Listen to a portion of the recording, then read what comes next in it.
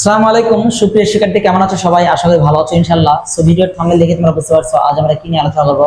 হ্যাঁ, আজ আমরা তোমাদের দেখাবো নবম দশম শ্রেণীর পদার্থবিজ্ঞান বইয়ের পঞ্চম অধ্যায় অর্থাৎ পদার্থের অবস্থা ও চাপ। এই পদার্থের অবস্থা ও চাপ থেকে ঘনত্ব নির্ণয় বা ঘনত্ব কিভাবে নির্ণয় করতে হয় এবং একটা বস্তুর ঘনত্ব কেমন হতে পারে, কখন বস্তু ভাসে, কখন বস্তু পানিতে ডোবে। ঠিক আছে? সো আশা করি ভিডিওটি না টেনে সম্পূর্ণভাবে দেখতে থাকবা। So look at the board. দেখো, এখানে আমি তোমাদের বোঝার সুবিধাতে লিখে রাখছি কোন বস্তুর একক আয়তনের ভরকে তার ঘনত্ব বলে। অর্থাৎ কোন বস্তুর একক আয়তন, একক আয়তন বলতে কি বোঝানো হয়?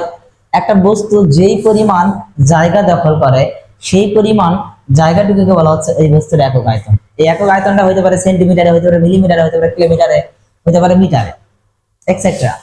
অর্থাৎ কোন বস্তুর একক আয়তনের ভরকে তার ঘনত্ব বলে। আমরা এই ঘনত্বকে লক্ষ্য করো, এই ঘনত্বকে প্রকাশ করা হচ্ছে রো দ্বারা। এর একটা চিহ্ন দ্বারা, একটা গ্রিক চিহ্ন, এটাকে বলা হচ্ছে রো। এই রো দ্বারা প্রকাশ করি। অর্থাৎ এই ঘনত্ব ইকুয়ালস টু লেখা যায় রো ইকুয়ালস টু লেখা যায় এম বাই ভি। এখান থেকে আমি যদি ডিফিনেশনটা ডিভাইড করি তাহলে লক্ষ্য করো কি হবে যে কোন বস্তুর একক আয়তন, যার কেউ নেই তার আল্লাহ আছে। আমরা জানি যার কেউ নেই তার আল্লাহ আছে, আল্লাহ এক, এখানে মনে হয় ওয়ান আছে। অর্থাৎ কোন বস্তুর একক আয়তনের ভরকে তার ঘনত্ব বলে। লক্ষ্য করো এখানে জাস্ট ঘনত্বের একক যদি আমি জানতে চাই যে ঘনত্বের একক, দেখো আরো ঘনত্বের একক যদি তুমি বের করতে চাও, আমি এখান থেকে তোমাকে বের করে দিচ্ছি। দেখো, এই যে ঘনত্বের একক, আমরা জানি এই ভরের একক হচ্ছে কেজি আর এই আয়তনের একক হচ্ছে মিটার কিউব। অর্থাৎ লিখতে পারি কেজি পার মিটার কিউব। তাহলে আমাদের ঘনত্বের একক কি দাঁড়ালো? KG per metre cube. ঠিক আছে? আশা করি বুঝতে পারছো। এখন এখান থেকে আমাদের কোশ্চেন হয় অনেকগুলো কোশ্চেন, মানে এই কোশ্চেন গুলো ক্ষয়ের প্রশ্ন, অর্থাৎ সৃজনশীল টাইপে খ নম্বরে বা অনুধাবন টাইপের কোশ্চেন হয়। কোশ্চেন গুলো হচ্ছে এইরকম। দেখো, আমি একটা কোশ্চেন লিখেছি, দেখি পচা ডিম। দেখো, পচা ডিম পানিতে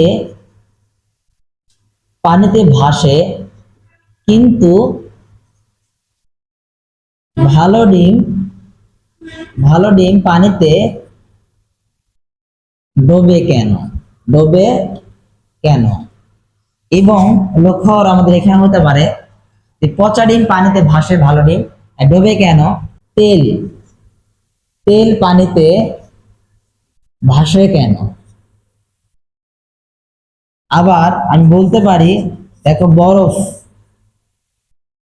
বরফ পানিতে ভাসে কেন? এই প্রত্যেকটার আনসার হবে ঘনত্বের উপর ডিপেন্ড করে। অর্থাৎ আমরা জানি যে ঘনত্ব যদি বেশি হয় তাহলে বস্তু ডুবে যায়, আর ঘনত্ব যদি কম হয় তাহলে বস্তু ভাসে।